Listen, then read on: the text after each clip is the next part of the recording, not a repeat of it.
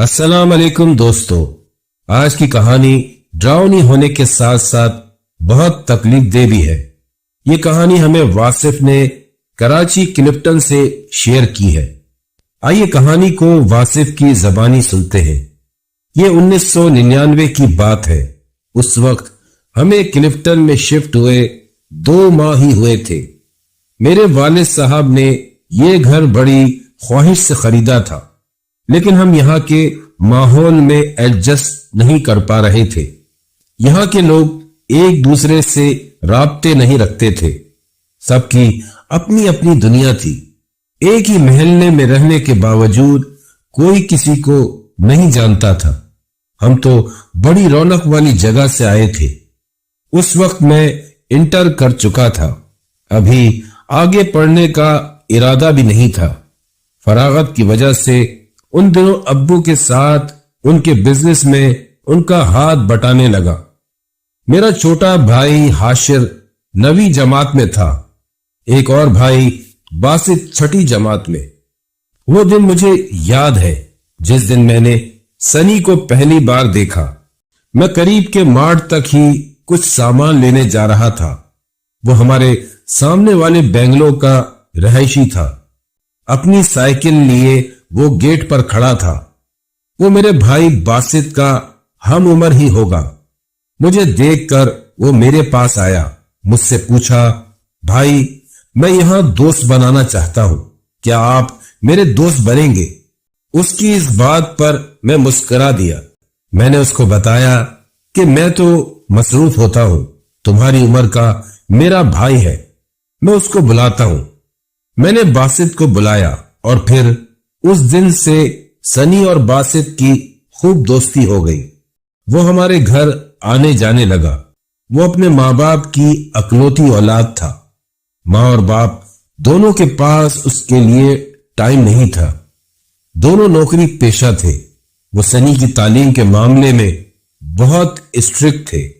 वो पढ़ाई, ट्यूशन और तमाम मामूलात पाबंदी के साथ करता था।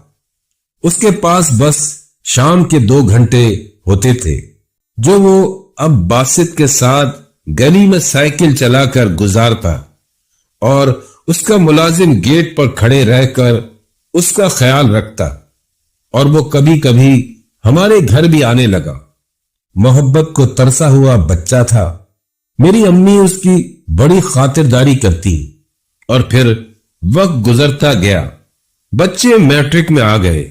सनी अब पहले की तरह घर नहीं आता था। उसके अब्बू ने उसको बाइक लेकर दी। वो बासित को लिए बाइक उड़ाता फिरता और फिर उन बच्चों ने कुछ नया करना शुरू कर दिया। ये लोग साहिल पर चले जाते और रात को देर से घर आने लगे। बासित पर घर की तरफ से सख्ती की गई। कुछ हफ्ते तो वो बिल्कुल सही रहा। एक दिन जब सनी उसको बुलाने आया तो मैंने सनी की भी क्लास ले डाली। वो सर झुकाकर सुनता रहा।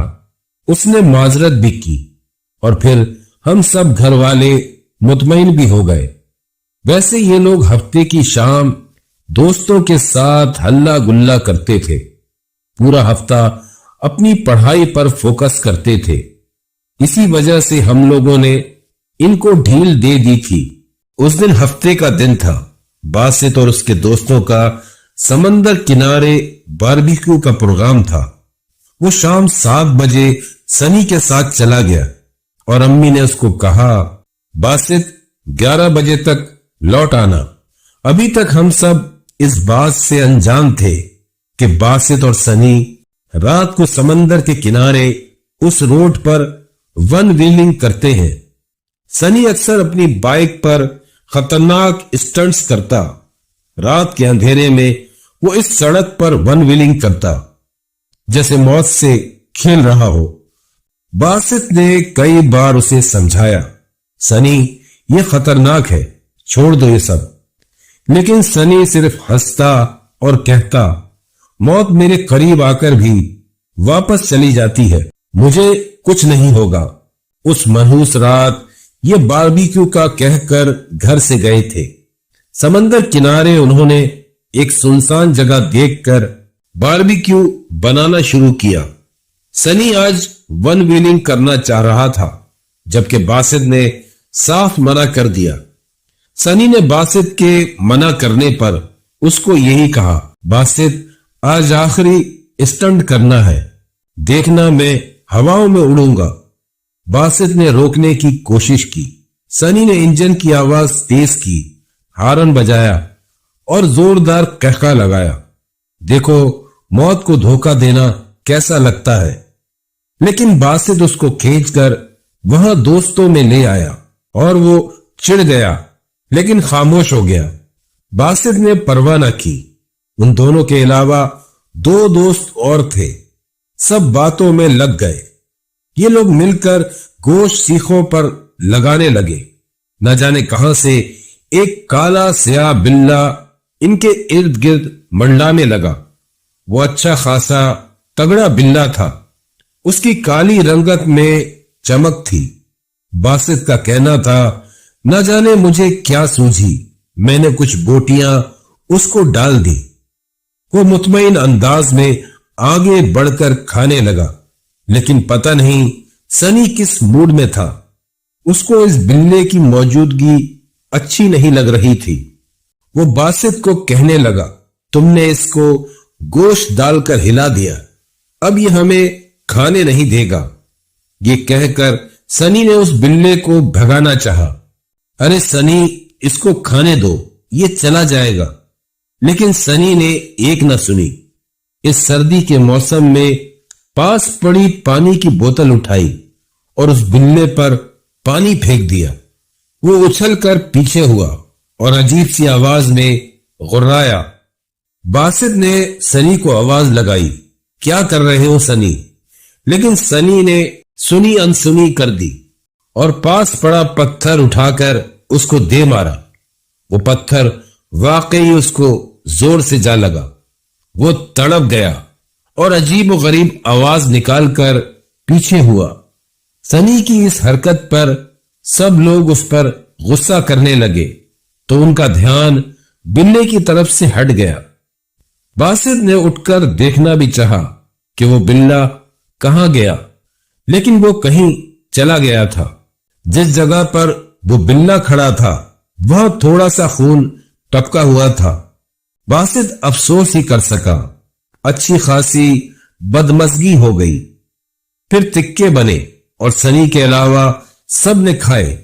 उसने कहा मूड नहीं है, ये कहकर खाया ही नहीं, बल्कि वो चुप बैठा अपने मोबाइल में लगा रहा। बासित को उसका रूठा अंदाज भी अच्छा नहीं लग रहा था।